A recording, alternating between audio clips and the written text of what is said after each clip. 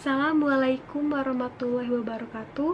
Perkenalkan, nama saya Silvani Rizkita Halo, dengan saya Nida Yusefa dari jurusan Ilmu Hubungan Internasional kelas B, Fakultas Ilmu Sosial Ilmu Politik, Universitas Sriwijaya. Pada video kali ini, kami dari kelompok 13 akan menjelaskan mengenai politik luar negeri pada era Presiden Joko Widodo, tepatnya pada kebijakan poros maritim dunia. Seperti yang kita ketahui, Indonesia merupakan negara yang terkenal dengan negara maritim, yang berarti Indonesia memiliki banyak kawasan perairan seperti laut, sungai, danau, selat, dan lainnya. Indonesia juga merupakan negara yang diapit oleh dua samudra, yaitu Samudra Hindia dan Samudra Pasifik, dan diapit oleh dua benua, yaitu benua Asia dan benua Australia, sehingga membuat negara Indonesia menjadi negara dengan lokasi geografis yang sangat strategis. Pada acara pertemuan East Asia Summit ke-9 di Myanmar, Presiden Joko Widodo telah mengumumkan 5 poros maritim dunia di Indonesia. Pilar pertama yaitu membangun kembali budaya Indonesia yang sudah ada sejak zaman dahulu, yaitu budaya maritim. Pilar pertama ini maksudnya yaitu baik masyarakat maupun pemerintah harus dapat menaikkan kembali budaya yang sudah ada sejak zaman nenek moyang tercipta, yaitu budaya maritim. Terciptanya budaya maritim ini bukan hanya sebutan belaka, namun terbukti dengan negara Indonesia yang dikelilingi oleh banyak kawasan perairan. Pilar kedua yaitu komitmen dalam mengelola sumber daya laut dengan berpusat pada pembangunan kedaulatan sumber daya alam laut dengan melakukan perkembangan di bidang perikanan dan memfokuskannya kepada nelayan sebagai aktor utamanya. Sebagai yang kita ketahui, negara Indonesia terkenal oleh seluruh kalangan bahkan internasional akan kekayaan sumber daya lautnya. Oleh karena itu, kita sebagai warga negara Indonesia berkewajiban untuk menjaga dan mengelola sumber daya alam di laut kita. Pilar yang ketiga yaitu komitmen dalam mendorong perkembangan kemajuan infrastruktur beserta konektivitas maritim dengan membangun pelabuhan laut, industri perkapalan, dan pariwisata maritim. Pilar ketiga ini maksudnya yaitu negara Indonesia harus terus berkomitmen dan melaksanakan perkembangan kemajuan infrastruktur yang berkualitas tinggi, berguna, dan canggih, serta membangun pelabuhan yang benar-benar layak untuk digunakan. Pilar yang keempat yaitu adanya diplomasi maritim untuk bekerja sama pada bidang kelautan. Diplomasi maritim itu dilakukan dengan cara bekerja sama dengan negara-negara lain untuk menyelesaikan berbagai macam masalah di bidang kawasan maritim dan perbatasan maritim dengan negara-negara lain dan secara kooperatif.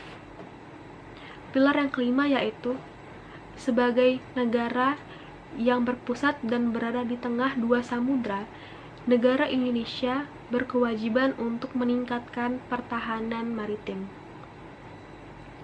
Karena jika Indonesia menjadi poros maritim dunia, akan banyak sekali negara yang akan datang ke Indonesia, baik di bidang untuk perdagangan, politik, pariwisata, dan banyak bidang lainnya.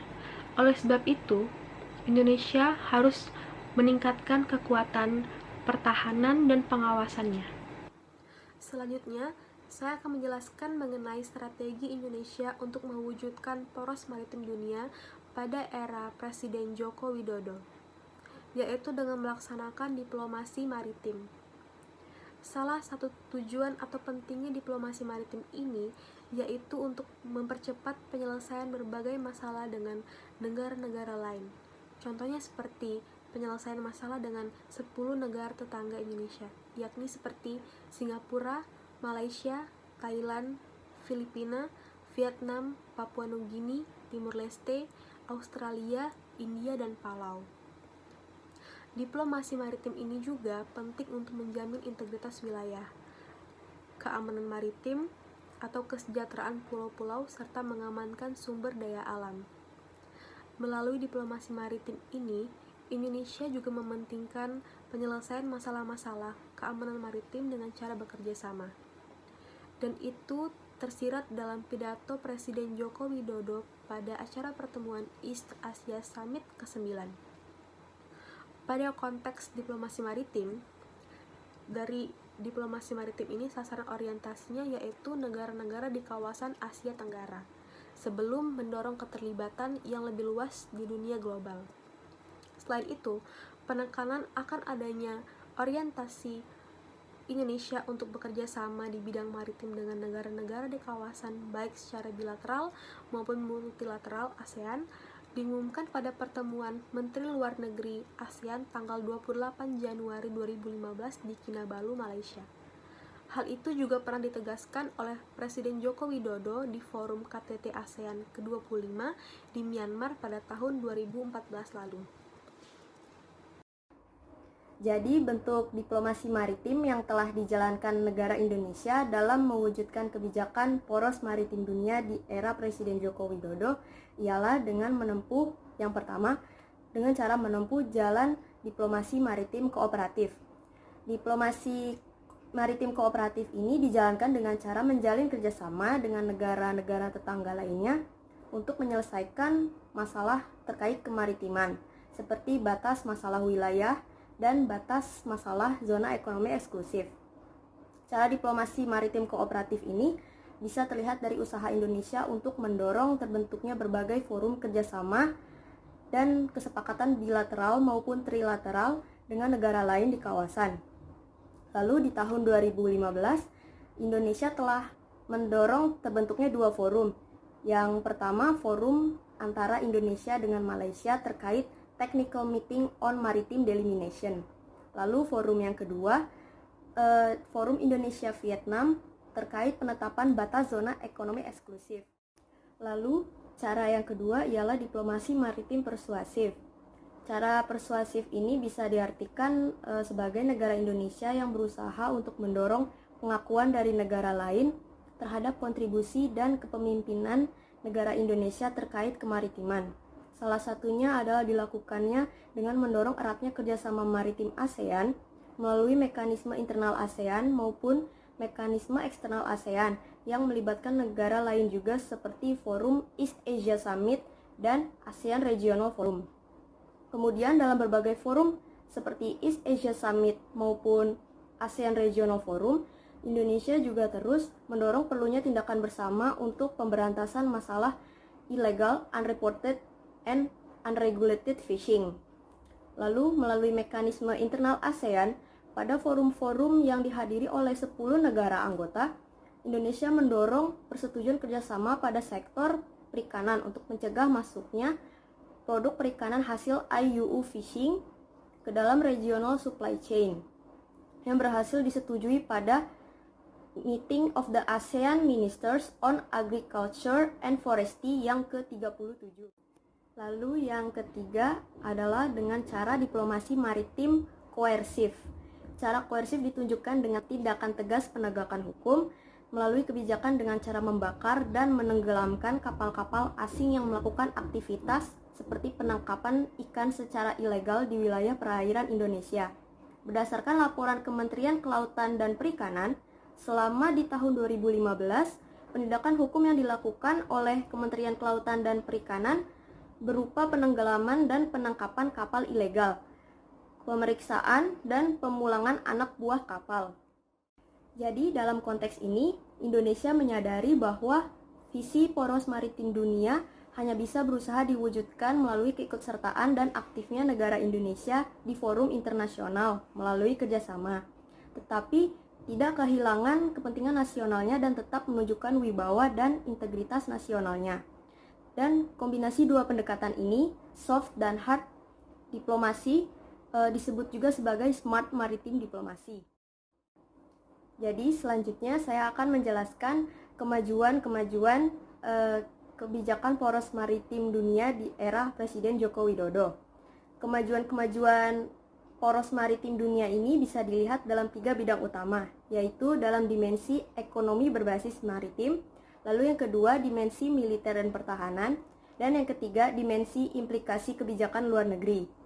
Di bidang ekonomi terdapat peningkatan yang penting di dalam infrastruktur dan konektivitas maritim.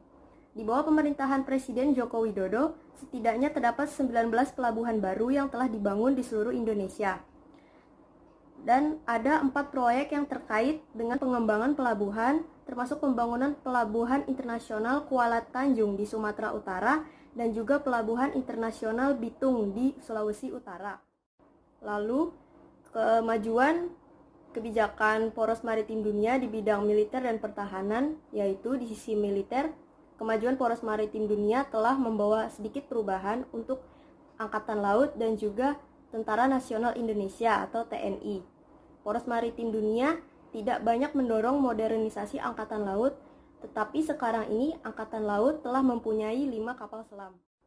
Lalu yang terakhir, kemajuan kebijakan poros maritim dunia di bidang kebijakan luar negeri.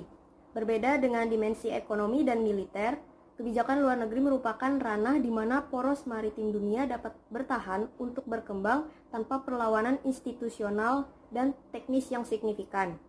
Di bawah pemerintahan Presiden Jokowi, Indonesia juga telah membangun hubungan yang lebih erat dengan para pemain utama regional seperti negara India dengan cara kerjasama maritim.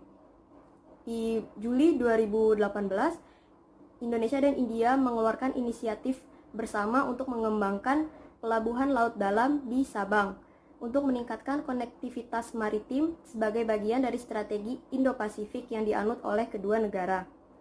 Lalu, demi meningkatkan keamanan maritim dan perbatasan, Indonesia juga telah menunjukkan sikap tegas tentang hal-hal yang berkaitan dengan Laut Cina Selatan, meskipun banyak di antaranya terjadi dalam kerangka domestik. Lalu, yang disoroti di antara berbagai inisiatif pemerintah adalah kebijakan kontroversial penenggelaman kapal dari Kementerian Kelautan dan Perikanan.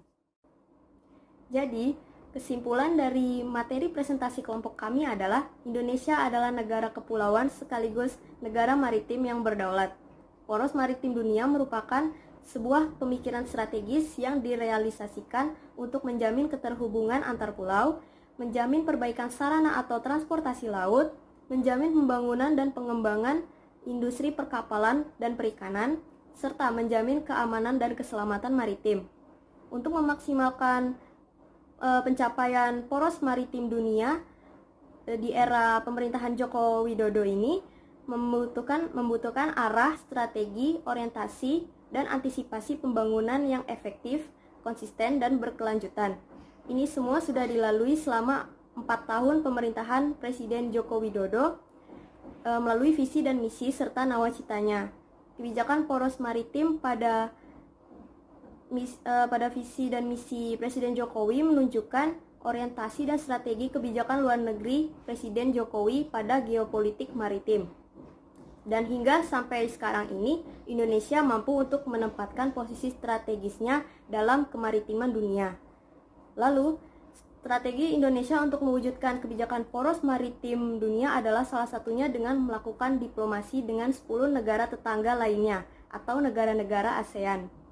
Usaha atau cara diplomasi maritim yang dilakukan Indonesia untuk mewujudkan cita-citanya menjadi poros maritim dunia dilakukan dengan 3 cara diplomasi, yaitu diplomasi maritim secara kooperatif, diplomasi maritim persuasif, dan yang terakhir diplomasi maritim koersif. Keaktifan negara Indonesia dalam mengusulkan usulan, menyampaikan gagasan, merekomendasikan, dan lain-lainnya di berbagai forum dan kesempatan pada tingkat bilateral, trilateral, maupun multilateral menunjukkan bahwa Indonesia berusaha untuk menegaskan kepentingannya terhadap bidang kemaritiman. Jadi, kesimpulan dari materi presentasi kelompok kami adalah Indonesia adalah negara kepulauan sekaligus negara maritim yang berdaulat. Poros maritim dunia merupakan sebuah pemikiran strategis yang direalisasikan untuk menjamin keterhubungan antar pulau, menjamin perbaikan sarana atau transportasi laut, menjamin pembangunan dan pengembangan industri perkapalan dan perikanan, serta menjamin keamanan dan keselamatan maritim. Untuk memaksimalkan pencapaian poros maritim dunia di era pemerintahan Joko Widodo ini membutuhkan arah, strategi, orientasi, dan antisipasi pembangunan yang efektif, konsisten, dan berkelanjutan. Ini semua sudah dilalui selama 4 tahun pemerintahan Presiden Joko Widodo melalui visi dan misi serta nawacitanya. Kebijakan poros maritim pada visi dan misi Presiden Jokowi menunjukkan orientasi dan strategi kebijakan luar negeri Presiden Jokowi pada geopolitik maritim. Dan hingga sampai sekarang ini, Indonesia mampu untuk menempatkan posisi strategisnya dalam kemaritiman dunia. Lalu, strategi Indonesia untuk mewujudkan kebijakan poros maritim dunia adalah salah satunya dengan melakukan diplomasi dengan 10 negara tetangga lainnya atau negara-negara ASEAN. Usaha atau cara diplomasi maritim yang dilakukan Indonesia untuk mewujudkan cita-citanya menjadi poros maritim dunia dilakukan dengan tiga cara diplomasi, yaitu diplomasi maritim secara kooperatif, diplomasi maritim persuasif, dan yang terakhir diplomasi maritim koersif. Keaktifan negara Indonesia dalam mengusulkan usulan, menyampaikan gagasan, merekomendasikan, dan lain-lainnya di berbagai forum dan kesempatan pada tingkat bilateral, trilateral, maupun multilateral menunjukkan bahwa Indonesia berusaha untuk menegaskan kepentingannya terhadap bidang kemaritiman. Sekian dari presentasi materi kelompok kami dan terima kasih atas perhatiannya. Semoga bermanfaat. Assalamualaikum warahmatullahi wabarakatuh.